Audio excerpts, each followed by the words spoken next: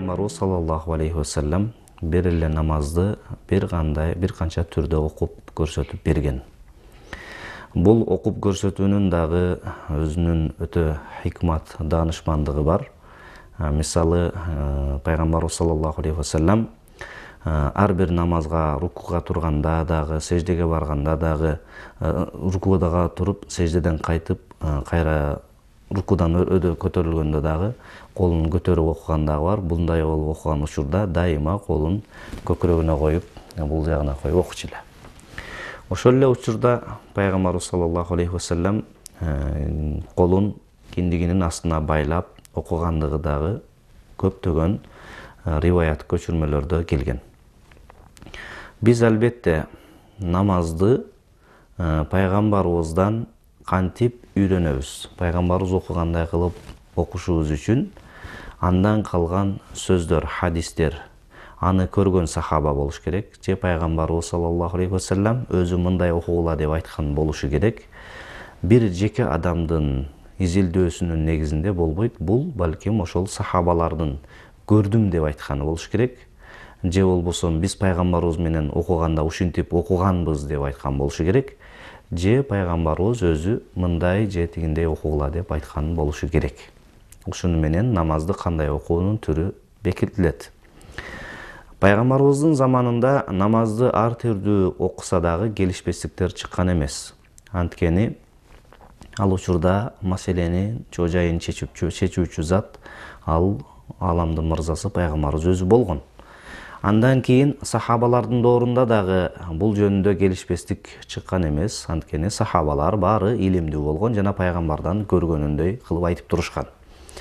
Бул мазхаб маселеси, башкача айтканда, бүгүнкү күндө кээ бир жердин өкүлдөрү, кээ бир өлкөлөрдө анын жашоочулары намазды баары бир түрдө окуса, кээ бир өлкөлөрдө башка. Бул качан пайда болгон десек, бул Пайгамбарыбыз саллаллаху алейхи вассаламдын сахабаларынан кийинки жашоочулар, алардын исламда табиин деп коет, эргешүүчүлөр, сахабаларды көргөн табииндердин заманында мужтахид, изилдөөчү, атайын ушул дин изилдөөчүлөрдүн эксперт деп коебузбу же, ошолордун артында атайын бул ишилтелип чыккан.